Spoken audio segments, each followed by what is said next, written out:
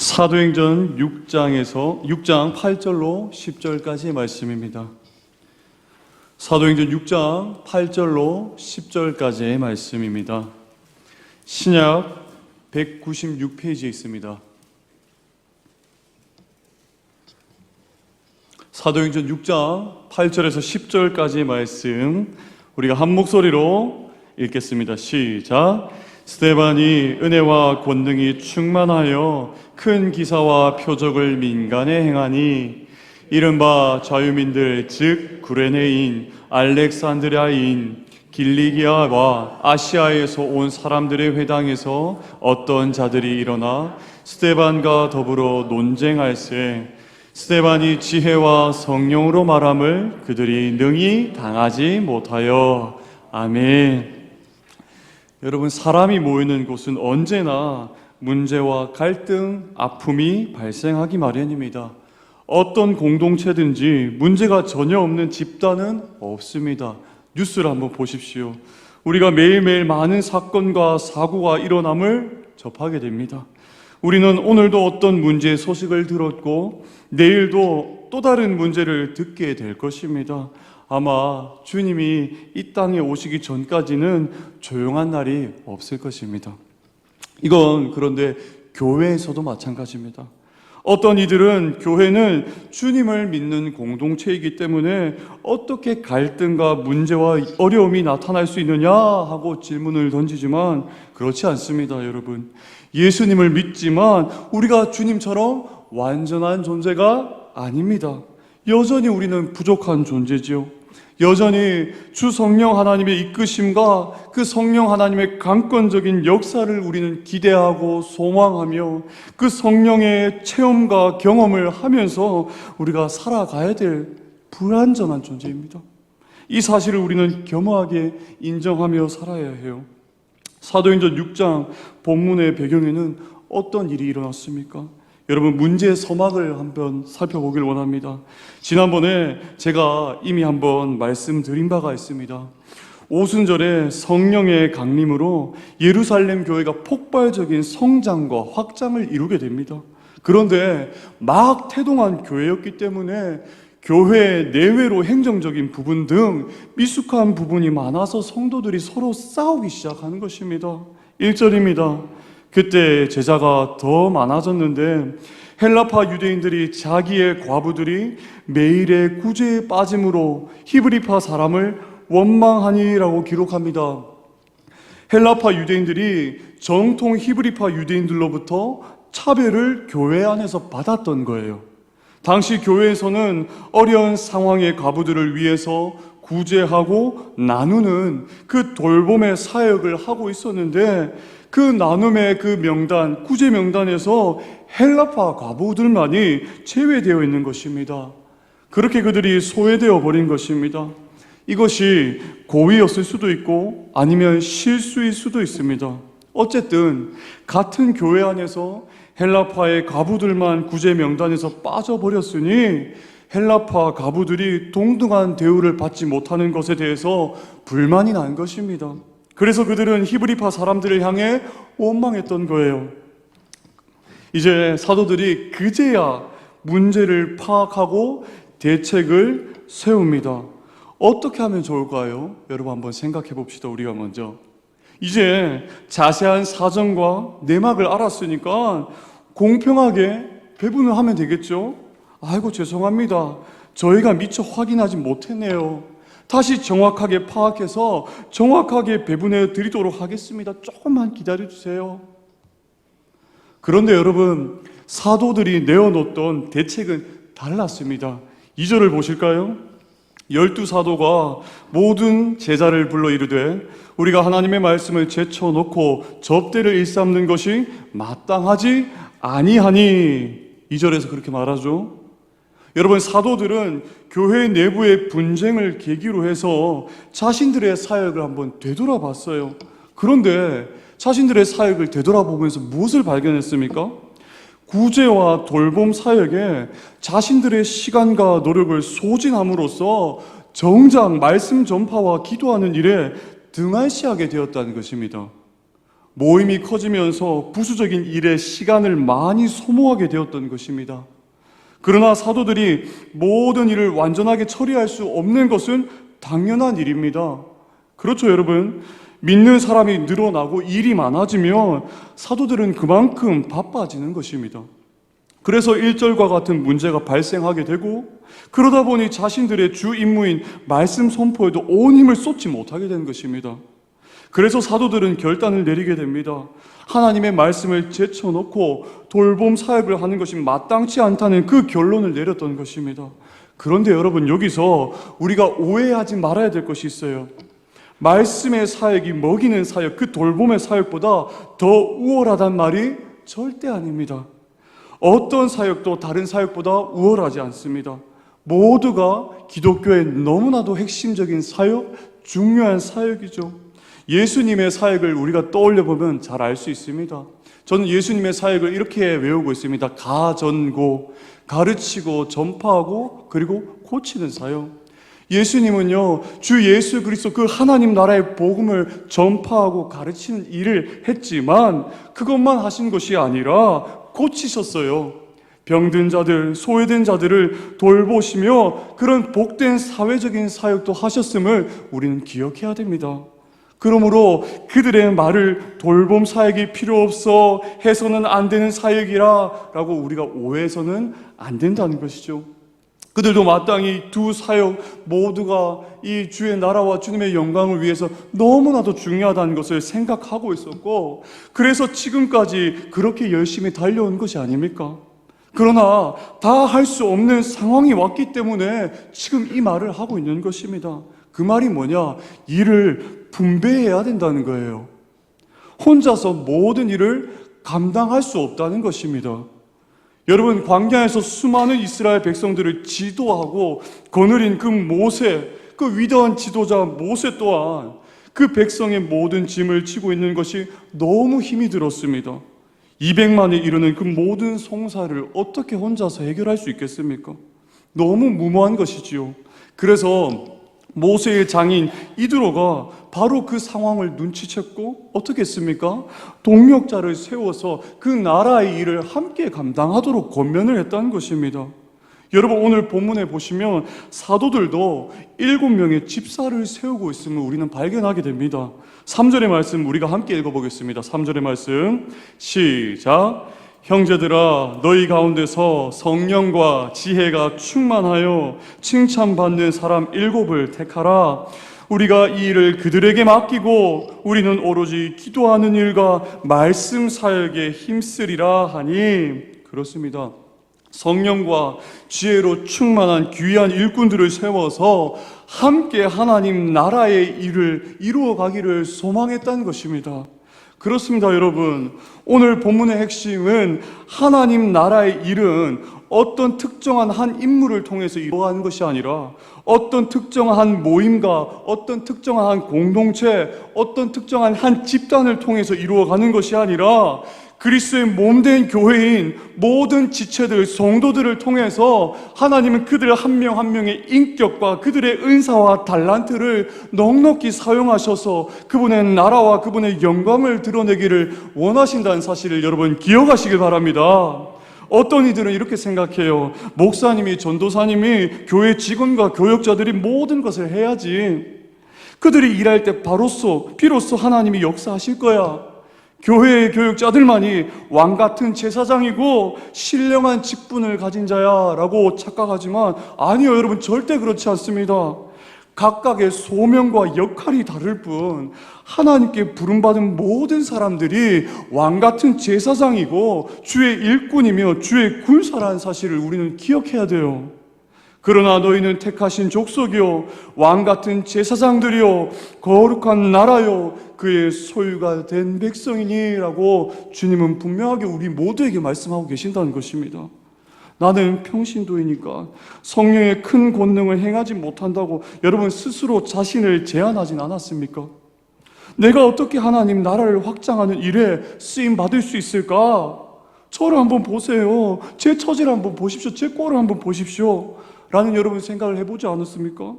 여러분, 아니요. 그런데 아무리 능력이 있고 외적으로 화려함이 있다 할지라도 주님의 부르심을 받지 못한 자, 성령으로 거듭나지 않고 성령으로 충만하지 않은 자는 결단코 하나님 나라를 확장해 나갈 수가 없습니다. 그리스도를 만나기 전 바울의 모습을 한번 떠올려 보십시오. 그는 아무리 탁월한 그 능력을 이전에 가지고 있다 할지라도 그의 열심은 하나님 나라를 확장하는 일에 도리어 방해하는 그런 사람이었다는 거예요. 여러분, 정말 중요한 것이 뭐냐? 정말 하나님 나라를 위해서 중요한 것이 뭐냐면 내가 얼마나 뛰어난 사람인가? 내가 얼마나 가진 사람인가? 내가 얼마나 능력이 많고 내가 얼마나 지금 이 땅에서 누리고 있고 내가 얼마나 많은 것을 이 땅에서 하고 있느냐가 중요한 것이 아닙니다. 진정으로 우리에게 중요한 것, 정말 우리가 하나님 나라를 위해서 중요한 것은 내가 지금 주 성령 하나님의 부르심을 받은 사람이 맞는지, 내가 그 충만한 역사를 경험하고 있고 내가 하나님의 자녀로서 이 순간순간을 성령의 일을 하며 살아가는 자가 맞는지에 대한 그 여부가 중요합니다. 여러분, 스데반 집사님의 삶을 한번 보십시오. 그는 복음을 전하다가 목숨이 위태로워졌습니다. 그리스도에 관해서 듣기 싫어하는 자들이 스데반 집사에게 거짓 제목을 씌워서 체포했고요, 결국에 돌에 맞아 던져 죽었어요. 그 말에 돌에 맞아 순교하게 됩니다. 근데 그 순간에도 어떻게 했습니까? 스데반은 천사의 얼굴을 품으며 주님의 품에 안겼다고요. 그리고 이 죽음이 여러분 헛된 죽음이었습니까? 이 스데반 집사님의 죽음이 헛된 죽음이 아니었습니다. 그 죽음으로 인해서 성도들이 흩어짐으로 더 놀라운 복음의 확장이 늘어났다는 것입니다. 또한 빌립 집사님의 삶을 우리가 함께 볼까요? 그는 복음의 불모지였던 사마리아 땅, 아무도 저 땅, 더러운 땅, 함께 하기 힘든 땅, 가기 싫은 땅이었으나 그는 주님의 마음으로 그곳에 가서 복음을 전했고, 주님은 그 빌립 집사님의 사역을 사용하셔서 놀라운 사마리아 땅에서 열매를 맺도록 인도해 주셨다는 것입니다. 여러분, 이 두 사람의 특징이 무엇입니까? 사도행전 6장 3절 한번 볼까요? 형제들아, 너희 가운데서 성령과 지혜가 충만하여 칭찬받는 사람 7을 택하라. 우리가 이 일을 그들에게 맡기고 그 다음에 온 무리가 이 말을 기뻐하여 믿음과 성령이 충만한 사람 스데반과 또 빌립과 브로고로와 등등 이렇게 나와 있죠. 집사를 선택하는, 그리고 사도행전 6장 10절에 스데반이 지혜와 성령으로 말함을 그들이 능히 당하지 못하였다 라고 성경은 기록합니다. 이 두 사람의 특징이 무엇입니까? 바로 성령과 함께하고 성령과 동행하는 사람이었다는 것입니다. 그런데 우리는 이런 질문을 던질 수 있습니다. 그런데요, 저는 그렇게 큰 일을 감당하지 못하겠는데요, 어떻게 스데반과 같이 순교의 삶을 살 수 있습니까? 어떻게 빌립과 같이 그 복음의 불모지 아무도 가기 싫은 그 땅에 가서 내 삶을 바치며 사역을 할 수 있겠습니까? 라는 그런 질문을 우리는 할 수 있습니다. 그런데 여러분, 그렇게 눈에 보이는 큰 일만 감당하는 것이 하나님 나라를 위한 일이 아님을 기억해야 됩니다. 지금 내가 있는 자리에서, 내가 속한 공동체와 내가 속한 모임에서 예수 그리스도의 향기가 필요한 곳에 예수 그리스도의 향기를 드러내면 그것이 여러분 하나님 나라의 일이라는 사실을 여러분 기억하시길 바랍니다. 나의 교회와 나의 가정과 나의 직장과 나의 사업터와 삶의 모든 터전에서 주의 향기를 드러내면 됩니다. 먼저 정말 주의 향기와 사랑이 없는 곳에 그 사랑이 없다면 내가 먼저 사랑하면 됩니다. 희생이 없다면 내가 먼저 희생하면 되고 내가 먼저 섬기면 되는 것입니다. 그 주께서 걸으신 그 길과 주께서 베풀어 주신 그 은혜와 사랑을 기억하고 우리가 주님의 길을 따라서 그 사랑의 길, 십자가의 길, 그 섬김과 희생의 길을 우리가 살아가면 됩니다. 여러분, 우리의 삶의 터전을 한번 돌아보십시오. 주님의 향기가 필요한 곳이 어느 곳에 있는지 여러분 곰곰이 한번 생각해 보십시오. 하나님 나라의 일은요, 주의 권능을 받아서 주께서 주신 지혜와 성령 받은 모든 사람들이 얼마든지 행할 수 있는 일입니다. 특정한 자들만이 하는 것이 아니라 성령으로 충만하고 성령의 부르심을 받고 그 거듭남과 충만함으로 살아가는, 성령과 동행하는 모든 성도들이 할 수 있는 일이 하나님 나라의 일입니다. 남자든 여자든 나이가 적든 나이가 많든 성령으로 거듭난 성령으로 충만한 모든 이가 하나님의 자녀이며 하나님 나라의 귀한 일꾼입니다. 여러분, 우리 모두가 하나님 나라의 귀한 일꾼으로 부르심을 받았어요. 한 가지 제가 간증을 들고자 합니다. 제가 참 소심한 사람이에요. 저는 앞에 나서서 뭔가 이야기를 하고 뭔가 나서서 하는 일을 극도적으로 정말 너무너무 싫어하고 힘들어하는 사람이 저입니다. 근데 저는 참 소심하지만 그래도 주님의 지상명령을 준행하려고 제가 학창 시절에 조금씩이라도 전도를 하면서 사역을 했어요. 물론 전도했을 때 그 열매가 잠깐 열매가 맺혔지만 우리 전도를 받았던 친구들이 계속 유지하면서 그들의 신앙생활을 유지하지는 못했습니다. 그런데 10년이 지나고 15년이 지나서 그 열매들이 하나하나 맺혀가는 것이 보이더라고요.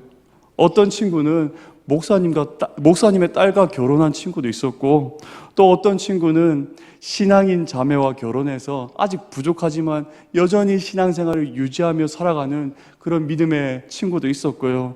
또 얼마 전에는 어떤 친구에게 전화가 왔는데 그 친구가 대학생 때 저에게 전도를 받았던 친구입니다. 그 친구가 얼마 전 몇 주 전에 저에게 전화 와서 이렇게 질문하더라고요. 성도야, 정말 살아가는 게 너무 허무해, 너무 무의미해. 내가 정말 어떤 삶을 살아야지 기쁜 삶을 살 수 있을까? 어떤 삶이 정말 기쁘고 좋은 삶일까 하고 고민하는 친구가 있더라고요. 너무나도 철학적인 진리의 질문이죠. 그때 제가 어떻게 대답했을까요? 소심한 저였지만 저는 이때다 싶다 라고 생각하면서 그 친구에게 지금 당장 교회 갈 때야, 지금 당장 주님을 만나야 될 때고, 지금 당장 복음을 받고 정말 허무한 삶을 청산하면서 의미 있는 목적의 삶을 살아갈 때야 라고 제가 대답을 해줬던 것입니다. 여러분, 그렇습니다. 소심한 사람도요, 부족한 사람도요, 하나님 나라를 위해서 귀하게 그 나라를 위해서 일할 수 있다는 사실을 여러분 기억하십시오. 그리고 그 나라를 위해서 우리가 헌신하면서 다가갈 때에 하나님은 그 일을 사용하셔서 언젠가는 주께서 원하시는 그 선한 때에 그 귀한 열매들을 맺혀간다는 사실을 여러분 기억하시길 바랍니다. 이제 본문으로 돌아갈까요? 성령으로 충만한 그들이 협력하여서 하나님 나라의 일을 감당했을 때 어떤 일이 일어났습니까?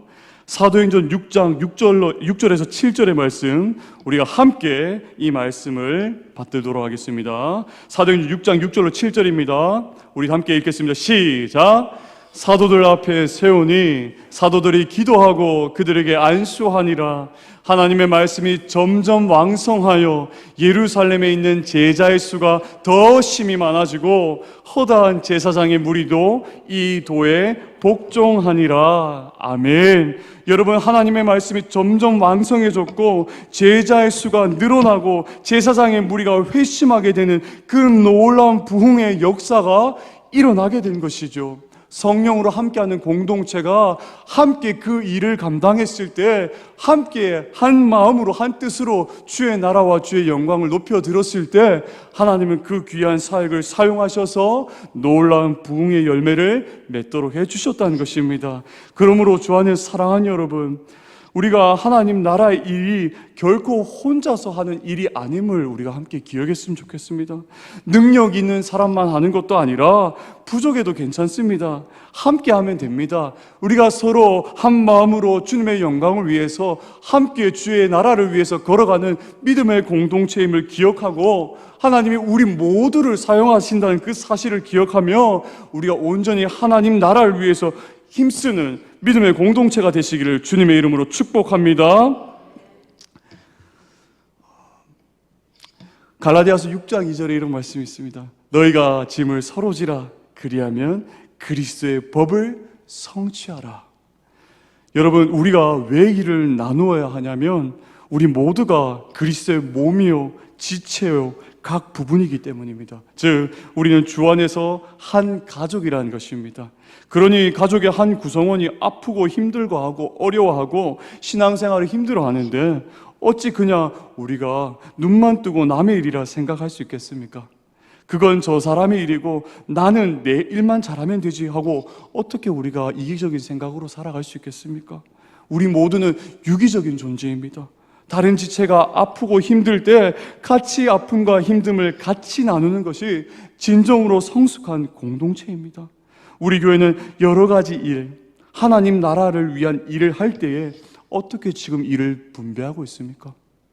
너무 많은 일과 짐으로 힘겨워하는 지체가 없습니까? 그래서 여러분 힘들어하는 지체, 마음이 힘들어하고 육체적으로 힘들어하는 지체가 없습니까? 여러분 함께 나누어야 할 짐이 어디 없습니까? 우리 모두가 하나님 나라의 부르심을 받은 자, 왕 같은 제사장으로 부르심을 받은 자임을 우리가 알고 함께 그 나라와 그의 의를 구하는 일에 힘써 일함으로써 주께서 주시는 그 놀라운 부흥을 경험하는 성숙한 신앙의 공동체가 되시기를 주님의 이름으로 축복합니다.